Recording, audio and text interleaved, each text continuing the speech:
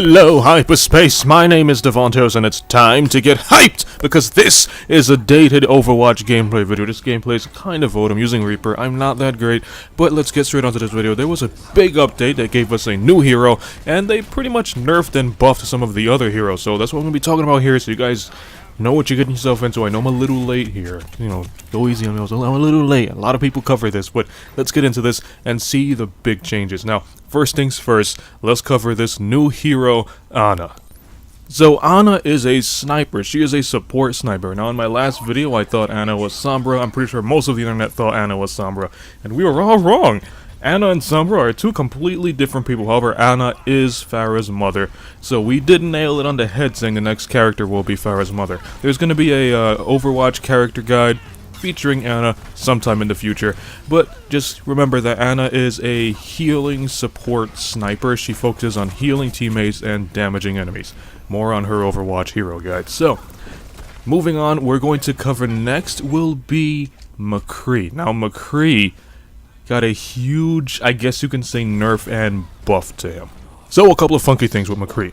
During the Overwatch beta, McCree was so overpowered, his Magnum would snipe snipers from across the map, and they just couldn't stand a chance. If you were caught at close range, he would flashbang you and fan the hammer on you, which is when he shoots his Magnum really quickly, and you were dead at close range. He would beat everybody at any range.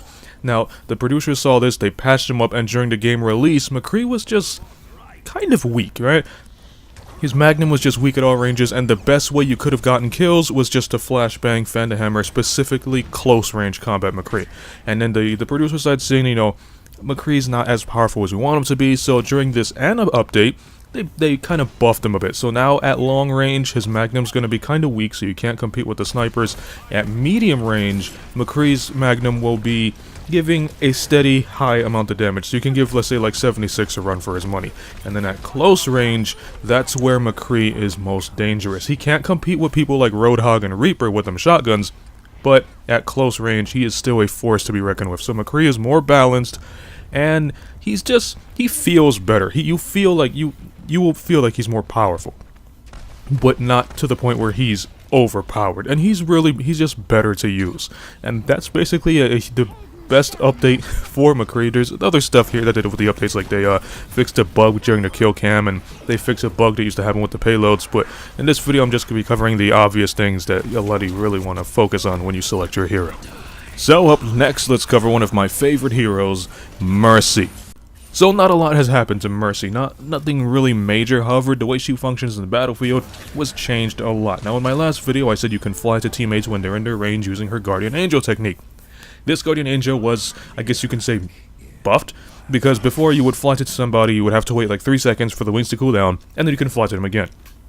What they did now is that it's an instant cooldown, so you can quickly be flying left and right, up, wherever they are. You can easily fly to them really quickly and get to healing. Now, something else that they fixed with Mercy was her damage boost. Now, before, you can have, let's say, like, a Mercy give a McCree some damage boost, right? And it's a 50% damage increase.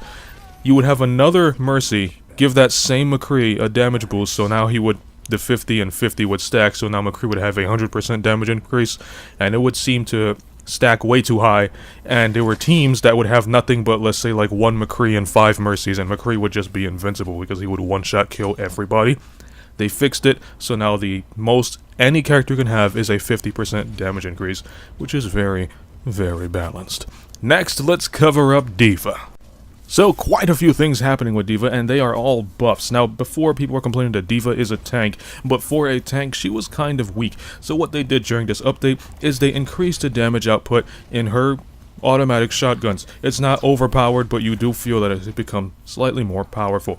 They also, and I guess you can say, they changed her defense matrix. Now, her defense matrix is basically this trophy system shield-like device that would project from the front of her mech, and it would stop any incoming projectiles.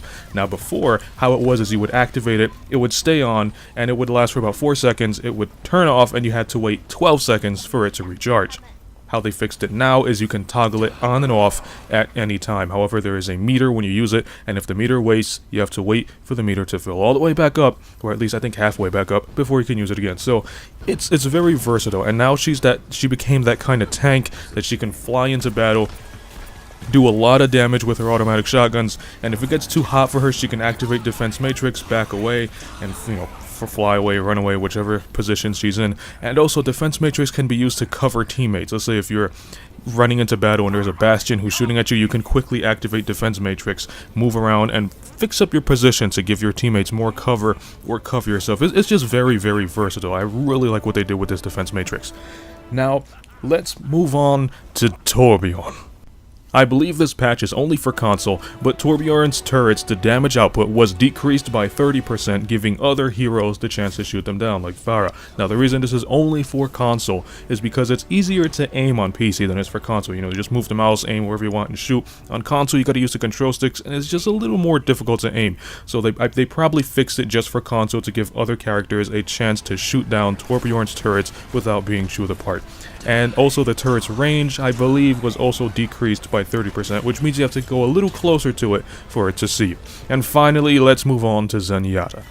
So, Zenyatta's ultimate, Transcendence, has been buffed a lot. He moves a lot faster, so you can whiz around healing teammates before returning back to safety. And it heals 300% per second, so now it's a much faster, better healing technique. And finally, his Orb of Discard and Orb of Transcendence have been increased movement speed by 75%. And that's about it. So if you like this update video, punch that like button with a mighty force. You can follow me up on Twitter at Davontos, and as always, I'll see all of you in my next video. Have a nice day.